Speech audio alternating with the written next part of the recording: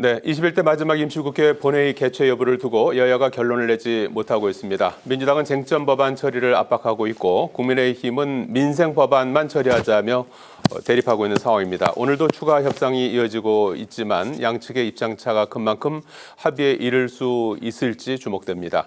집중 토론 안영환, 문학진 전 국회의원과 함께 정치권 현안 짚어보겠습니다. 안녕하십니까? 안녕하세요. 네. 안녕하세요.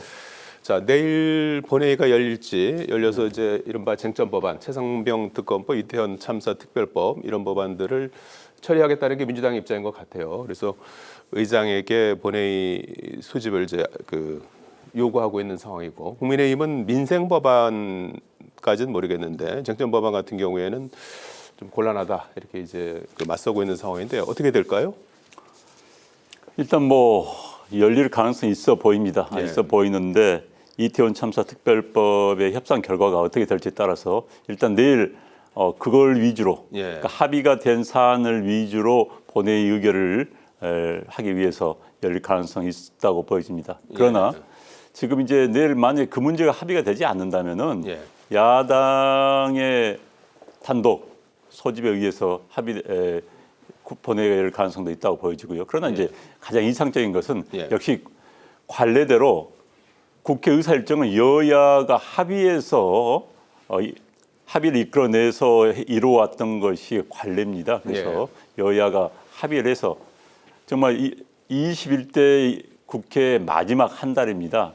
그동안 특정 당의 독주로 일방적으로 운영해왔던 국회가 마지막 한 달 동안이라도 국민들 앞에 좀 멋있는 모습, 아름다운 모습을 보여주길 바랍니다. 즉 합의에 의해서 협치 말이 나오고 있는데 국회에서부터 협치하는 모습을 보여줌으로써 21대 국회가 마지막 국민들 앞에 좀 멋진 깨끗한 모습을 보여주기를 기대를 합니다. 예, 지금 말씀하신 대로 이태원 참사 특별법 같은 경우에 일부 이제 윤석열 대통령 영수회담에서도 얘기했던 독소 조항을 어느 정도 좀 접점을 찾는다면 요거를 이제 처리하기 위한 또 본회의도 가능한 것 같은데, 민주당은 예를 들어서 오늘 여야 협상이 불발되더라도 의장이 단독으로라도 야당 단독으로라도 본회의를 소집하겠다 이런 입장인 것 같아요.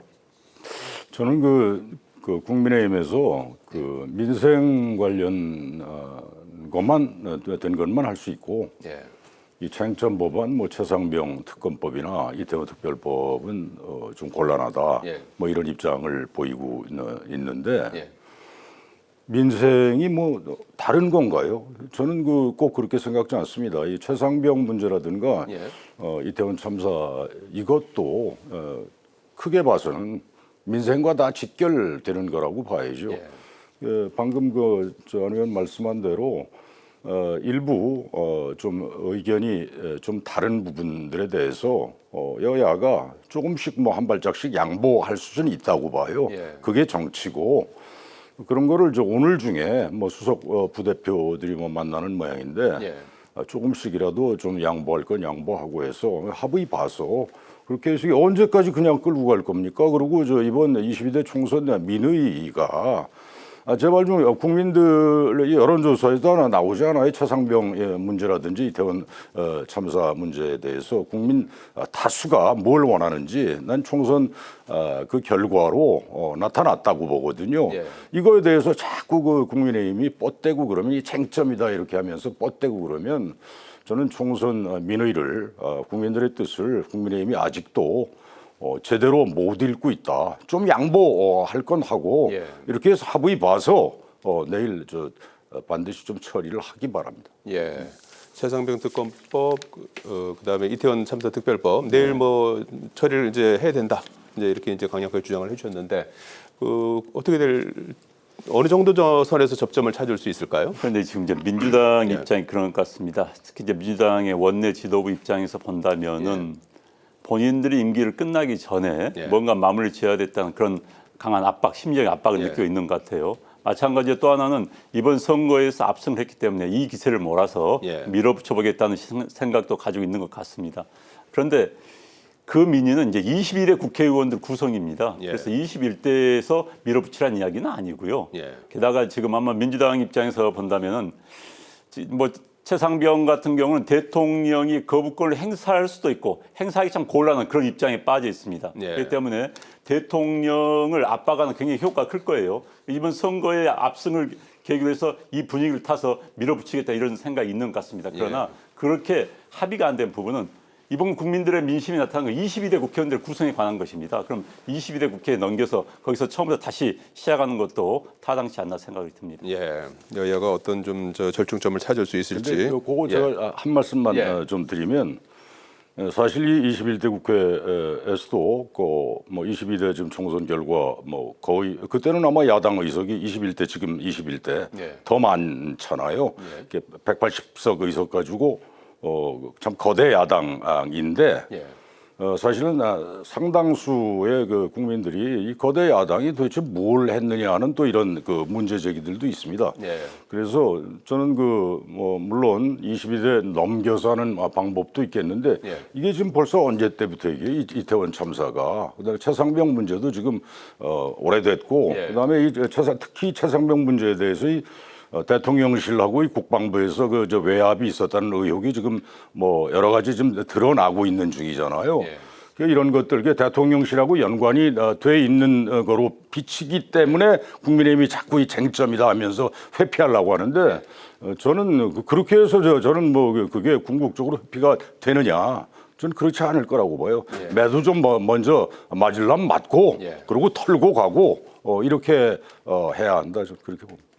22대로 굳이 넘기지 않더라도 21대에서 좀 마무리가 돼야 된다 이렇게 이제 말씀을 해주셨는데 엊그제 영수회담이 있었지 않습니까? 뭐 윤석열 대통령 취임 후 첫 영수회담이었습니다. 이후에 이제 여러 가지 뭐 평가들이 계속해서 나오고 있습니다. 그래서 일각에서는 소통과 협치에 물꼬를 텄다 이런 평가가 있는 반면에 빈손회담이었다 이렇게 또 평가도 나오고 있습니다. 그리고 또 뭐 뒷말로 뭐 야당에서는 윤석열 대통령 말씀이 좀 너무 많았다 이런 평가도 있는 반면에 이재명 대표는 뭐 싸우러 온 거냐 이런 이제 뒷얘기도 좀 무성한 것 같습니다. 어떻게 보셨습니까, 두 분께서는?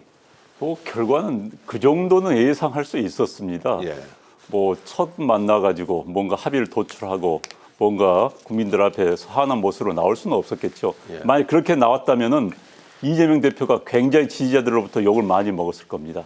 사실 한국 정치가 참 불행한 이야기입니다만은 비토크라시, 상대방을 비토하면서 스스로 성장해온 그런 정치입니다. 그다음에 윤석열 대통령과 이재명 당 대표는 이런 말씀드리면 좀 거친 표현이 되겠습니다만 상대방을 악마화해서 성장하는 그런 묘한 대립 구조에 있는 그런 구조거든요. 적대적 공생관계죠. 그렇죠. 그런 상황 속에서 서로 박수 치면서 웃고 나온다. 지지자들이 용납할 수 있겠습니까? 그래서 아마 그런 측면에서 예상과 같은 뭐 결과가 나왔다. 그렇지만 이제 의미는 그래도 만났다는 데 의미가 있습니다. 어떤 의미라면은 현재 입법부의 최고의 실력자, 권력자는 이재명 당대표입니다. 제1야당이지만은 제1당이 국회 다수당의 대표이기 때문에 국회를 완벽히 이끌어갈 수 있는 힘이 있는 그런 권력자. 행정부의 권력자는 누가 보더라도 윤석열 대통령입니다. 두 권력자가 만났다. 그러니까 입법부 행정부의 두 권력자가 만나서 논의를 시작했다는 것은 의미를 부여할 수 있겠지요. 그러나 거기에서 어제 만났는데 무슨 합의문이 나올 수 이건 어려운 상황이었고요. 그다음에 이제 양식상 두 사람이 만난 다음에 1대1 독대가 있어야 됩니다. 그래서 속내 이야기를 할 수 있는 겁니다. 그런데 수행 같이 배석자 있는 상태에서 이야기하기가 좀 한계가 있었을 것 같고요. 그러나 어찌됐든 만남 자체는 의미가 있었다. 그러나 기대를 할 수는 없는 처음부터 그런 상황이었다. 이렇게 말씀을 드리겠습니다. 만남 자체가 의미가 있었다. 이렇게 이제 평가를 해주셨는데 앞으로 어떤 그 뭐 전국에도 어떤 일정한 영향을 좀 미치겠죠? 어떻게 전망하십니까? 글쎄요, 뭐 취임 거의 2년 돼서 이제 대통령하고 제1야당 대표하고 만난 거 아닙니까? 뭐 첫 만남이기 때문에 앞으로 여야가 대통령과 야당 대표가 어떤 대화의 이제 물꼬를 텄다는 그런 의미는 있을 텐데 그런데 이렇게 쭉 보도 나오는 걸 보면 이재명 대표가 뭐 메모 A4 몇 장인지 이제 쫙 다 읽었잖아요. 그리고 이제 쭉 주장을 했는데 요구 사항들을 사실은 결과가 대통령이 거의 거기에 대해서 긍정적으로 답변을 내놓은 게 없다시피 하다. 예. 그래서 민주당에서는 이게 도대체 그냥 만나서 사진 찍고 그다음에 뭐 차나 한잔 하고 그렇게 하는 뭐 회담이 무슨 의미가 있겠는가? 지금 이게 야당의 입장이거든요. 예. 이 회담을 바라보는. 그러면 저는 이런 식이면 대통령이 어떤 그 변화하는 모습을 보이지 않고 그다음에 투마치 톡이라는 거 아닙니까? 제가 이렇게 보면 예. 그 윤석열 대통령이 전두환 씨 딱 그 판박이 같아요. 옛날에 왜 그런 얘기 있었잖아요. 청와대 뭐 사람들 이 사람 저 사람 부르면은 1시간이면은 한 뭐 50 몇 분을 전두환 씨가 얘기하고 당시 대통령이. 근데 지금 윤석열 대통령도 이제 그 비슷한 모습을 보인다고 그러는데 혼자만 말한다 이거죠. 근데 이거 이재명 대표와 이번에 회담에서도 뭐 상당량을 거의 다 이제 윤 대통령이 그렇게 그냥 이 장광설을 늘어놓았다는 게 이재명 대표 이야기 아닙니까? 예. 비공개 회담에서 이제 그 많은 자기 얘기를 했다고 그렇게, 그렇게 예. 많이 한다.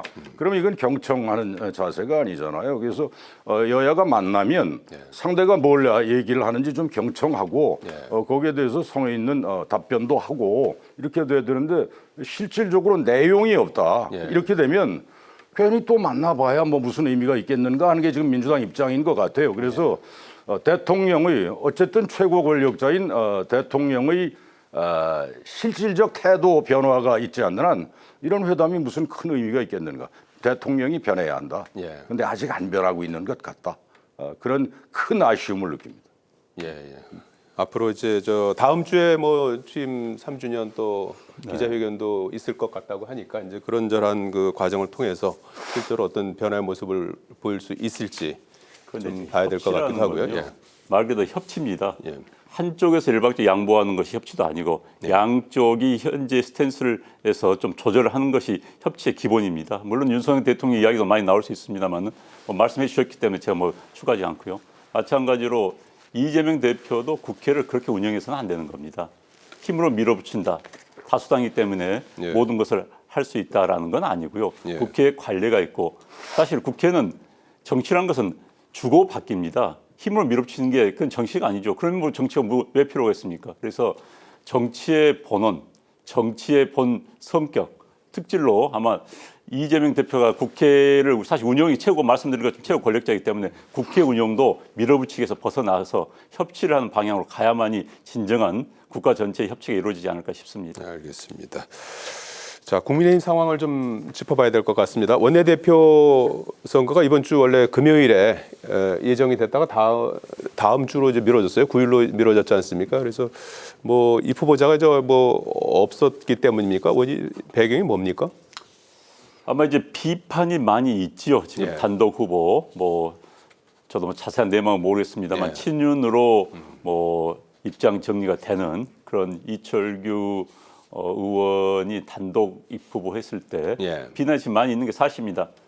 당 내에서도 이야기가 많이 나오고 있는 것 같고요. 그렇기 때문에 이제 좀 더 기다려 보자는 게 아닌가 싶습니다. 이 사이에 무슨 현재 원내대표의 입후보 의사를 밝혔던 의원들이 후보 사퇴를 하거나 또 적극적으로 나서지 않는 상황이기 때문에 좀 더 상황을 보자는 이야기겠지요. 그래서 아무튼 그 문제는 좀 더 제가 보기에도 수기가 좀 필요할 것 같습니다.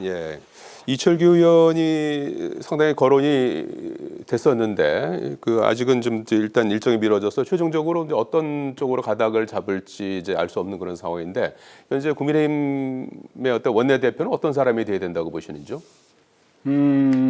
지금 뭐 제1야당하고 이제 얘기가 잘 될 수 있는 사람이어야 되겠죠.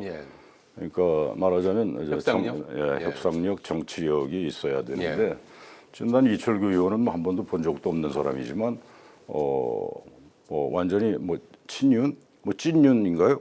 윤석열 대통령하고 매우 밀접한 관계다. 사무총장 하다가 또 물러났다가 바로 며칠 만에 그 총선 그 기간에 뭐 인재영입 위원장 맡고 그랬잖아요. 그래서 공천 과정에서도 뭐 비례 후보 가지고 한동훈 비대위원장하고 뭐 마찰도 일으키고 그랬었는데 일부 또 관철도 시키고 상당한 아마 이제 당내에 그런 윤석열 대통령을 업고 뭐 힘을 가지고 있는 걸로 이렇게 예. 돼 있는데 지금 총선이 22대 총선이 이렇게 끝난 마당에 그렇게 그 당내에서 상당한 어떤 그 실세 역할을 했던 그 선거 기간에 이 사람이 다시 원내대표 이 지휘봉을 맡는다. 이거에 대한 이제 비판이 그렇습니다. 예. 뭐 당 안팎에서 많잖아요. 예. 이제 그거에 대한 부담으로 이제 아마 연기를 한 모양인데 제가 보건대는 전 뭐 국민의힘 별로 좋아하지는 않지만 국민의힘이 좀 제대로 된 여당 역할을 하려면 이 거대 야당과 이 삿바 싸움을 하면서 그 다음에 또 이 대화하고 또 타협할 땐 타협하고 할 수 있는 그런 그 정치력이 좀 무르익은 사람, 예. 그런 자세가 열린 자세를 가진 사람 이런 사람이 맡아야 하는 거 아닌가 뭐 그렇게 생각을 합니다. 예. 구체적으로 뭐 누구를 좀 누군지 추천해 전 주실 분은 국민의힘 사람 저는 안영환 의원밖에 몰라요. 동의하십니까? 잘 몰라요. 전투력과 협상력을 같이 가진 글쎄 뭐 이제 예. 전투력까지는 전 잘 모르겠습니다만 협상력이 일단 우선하겠고요. 예. 뭐 여야 간 이야기가 될 수 있는 분이 필요하겠죠. 그런데 예. 지금 뭐 이제 이철규 의원 이야기가 나왔지만 민주당도 지금 박창대 예. 원내대표가 나온다 후보가 나온다고 하니까 단독 모두 다 추대됐죠. 예. 그냥 다 사라진 거 아닙니까? 그래서 단독 추대는 뭐 2005년도에 정세균 원내대표 나올 때 이후에 처음이라고 그러니까 예. 우리 역사에 드문 일이 민주당 내에서 펼쳐지고 있습니다. 찬반 투표는 이제 거쳐야 되는 그렇죠. 상황이고요. 예. 그렇지만 어찌됐든 아름다운 모습은 아니지요. 네. 여야 각 정당에서 몇 명의 후보들이 나와서 의원들의 특히 이번 당선자들 모임입니다.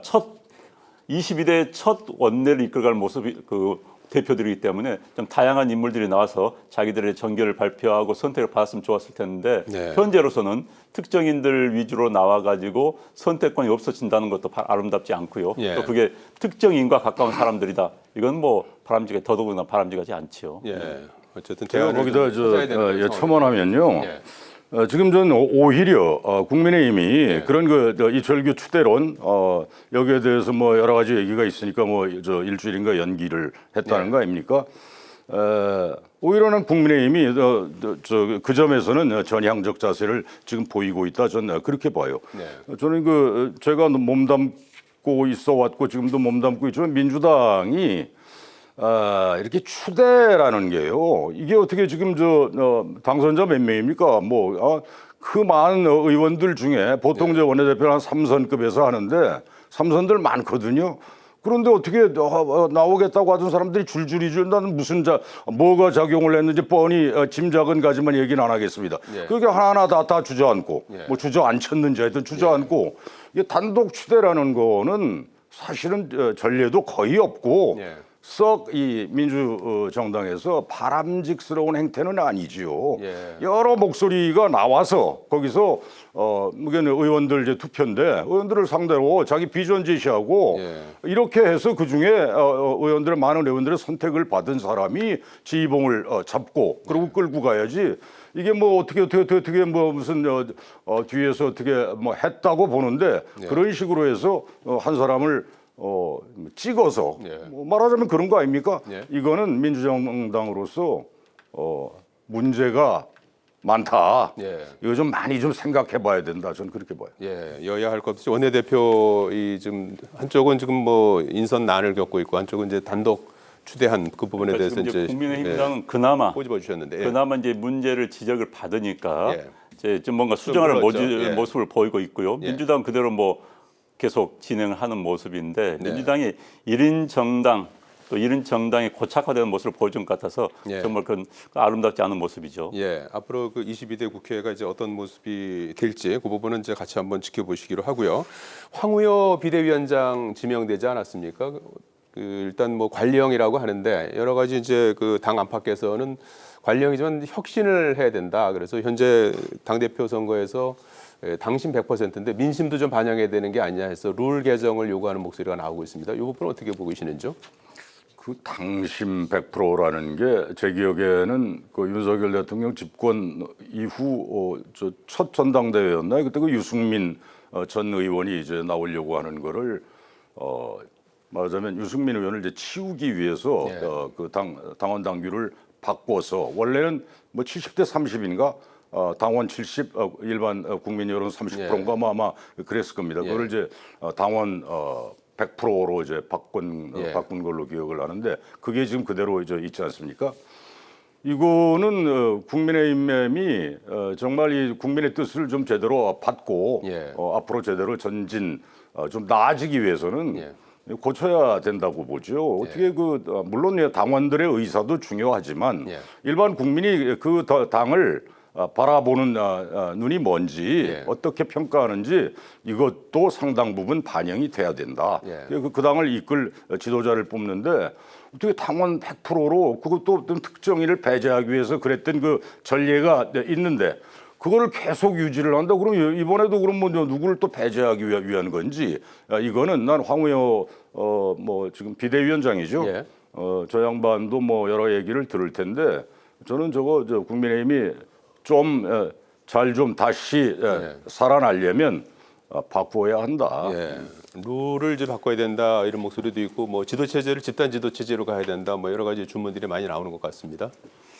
일단 어떤 룰이 특정인을 겨냥해서 또 특정인을 위해서 만드는 룰은 바람직하지 않습니다. 사실 지금 현재 룰은 당시에 방금 뭐 이야기가 나왔습니다만 특정인을 겨냥한 또 특정을 위한 룰이었다는 이야기가 많이 나왔기 때문에 이 문제에 대해서는 다시 한번 숙고가 필요할 것 같고요. 그다음에 결국은 전당대회가 어떤 모습으로 또 어떤 후보들이 나와서 자유로운 모습을 보면서 정당 민주화에 기여할 수 있고 또 국민의힘당의 혁신의 모습을 보여줄 수 있을까가 중요하다는 생각이 듭니다. 그래서 룰 개정 그게 맞물려서 이루어져야 된다고 보고요. 그러나 단 특정인을 위해서 특정인을 위한 룰 개정은 안 된다. 그야말로 또 국민들로부터 지탄을 받을 수밖에 없을 겁니다. 그렇다면요.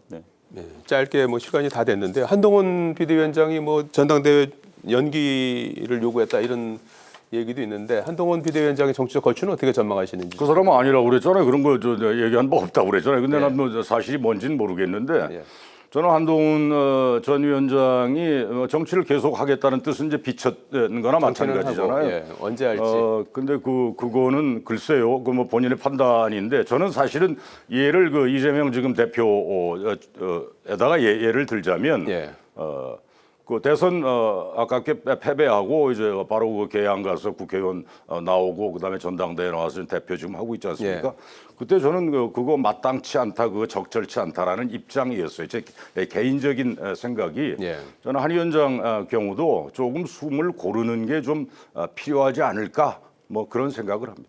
정치를 하더라도 숨 고르기가 좀 필요하다. 이번 선거 패배의 책임은 분명히 있습니다. 뭐 구체적으로 따지면 뭐 얼마나 될지 모르겠지만요. 패배의 책임이 있기 때문에 당분간 자숙하는 것이 정치 도의에 맞습니다. 이번 전당대회는 안 나오는 게 좋겠다. 안 나와서 좀 더 본인의 그 내면의 충실을 더 하고 좀 더 속된 말로 내공을 좀 기른 다음에 나오는 게 맞지요. 알겠습니다. 두 말씀 여기까지 듣겠습니다. 고맙습니다. 고맙습니다. 고맙습니다.